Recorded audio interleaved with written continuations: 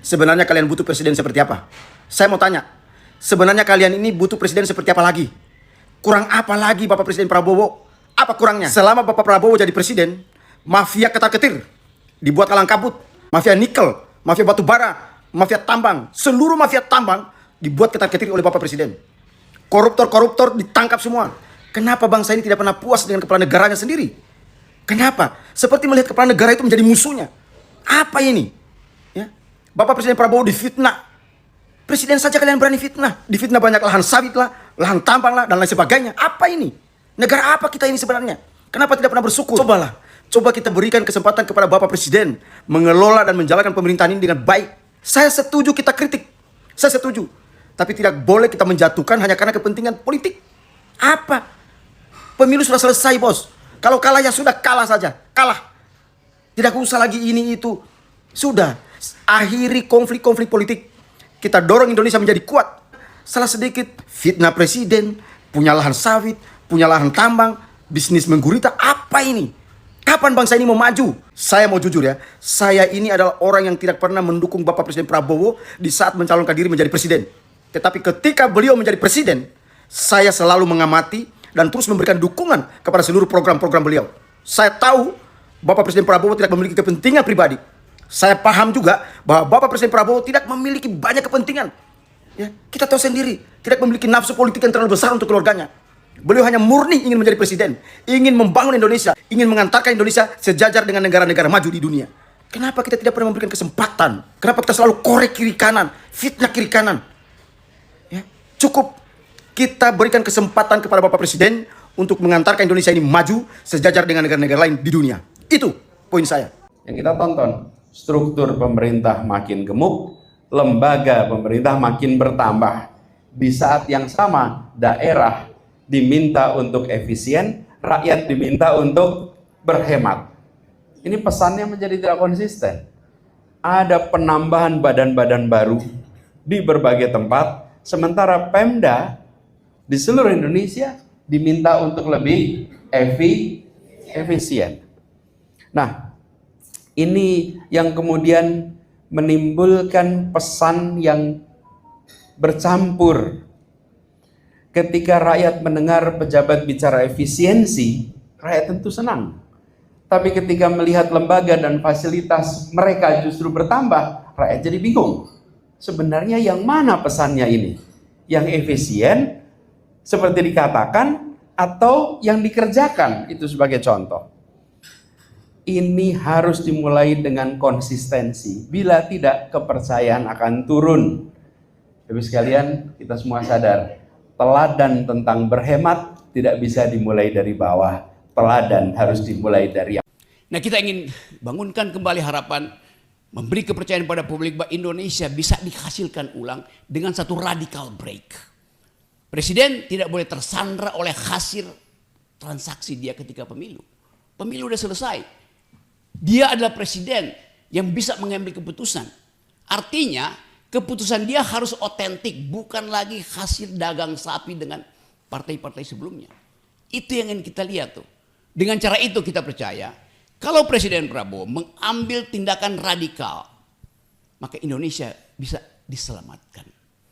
Dengan cara itu kita bisa ucapkan suatu waktu pada generasi yang menunggu 2029 bahwa kita bergerak ke arah Indonesia yang masuk akal. Kita meninggalkan Indonesia yang dungu. Dan demi kemasukakalan itu, kita minta Presiden Prabowo menjadi leader, bukan sekedar dealer. Terima kasih. Saya datang ke Lebak tahun 2010 ketika mengantarkan pengajar muda bekerja menjadi guru di sana. Dan di tahun itu, bahkan mungkin sampai sekarang, ketertinggalan itu terjadi luar biasa. Indeks pembangunan manusia ini perlu jadi alat ukur yang diprioritaskan. Kita Bapak sekalian,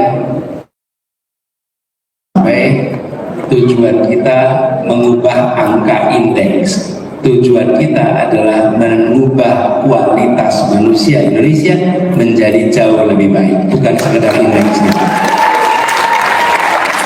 Kenapa saya katakan ini penting? Seperti kita ingin angka pengangguran kita menurun. Menurut saya itu tidak tepat. Kita perlu ingin agar pengangguran menurun. Oke. Kenapa?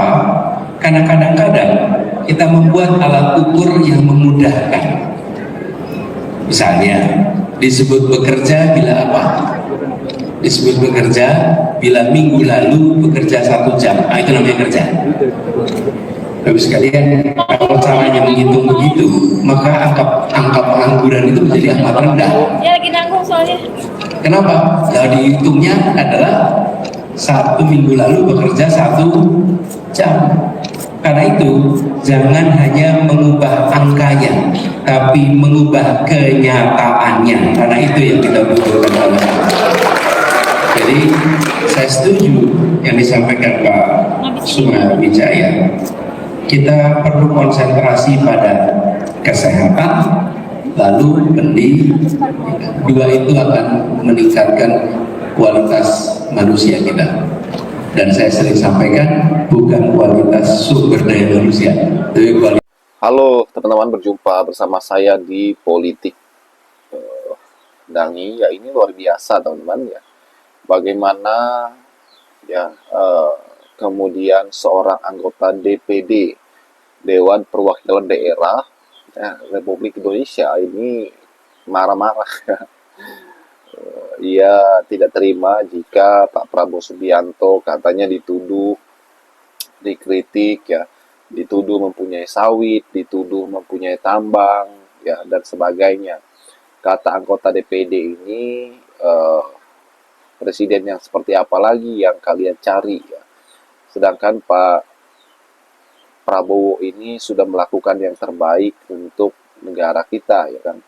Ya, ini sangat bagus ya teman-teman. Artinya ya anggota DPD ini teman-teman ya membela Pak Prabowo ya. Ya tentunya hal seperti itu biasa.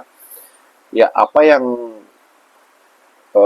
dikatakan oleh anggota DPD ini memang bagaimana masyarakat ya mengkritik ya, akhirnya mengkritik tentang kebijakan dari Prabowo Subianto ya, bentuk kekecewaan mereka juga teman-teman, bagaimana kemudian masyarakat menilai ya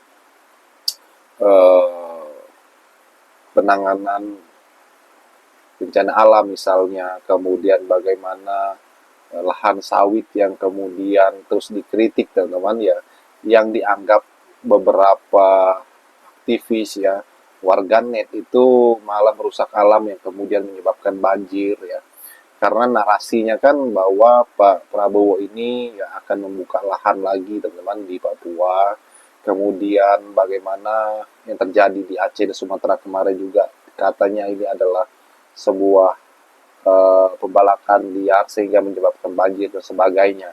Maka kritikan-kritikan yang disampaikan oleh netizen ya atau warganet terhadap Pak Presiden ini ya terus dilakukan teman-teman ya, sehingga membuat para pendukung Prabowo ya, pendukung Presiden ya, ini akhirnya kan marah teman-teman ya terhadap orang-orang yang mungkin mengkritiknya salah kaprah dan sebagainya. Tetapi apapun itu yang namanya pemerintah teman-teman ya memang harus dikritik ya, karena ini adalah demokrasi teman-teman. Tapi kritik yang membangun, kritik yang benar, kritik yang baik ya. Dan saya yakin bahwa pemerintah juga tidak tinggal diam.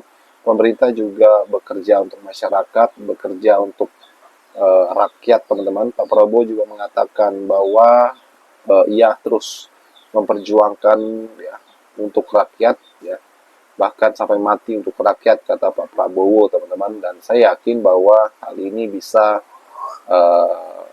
dipercaya oleh warganet. Bagaimana menurut kalian?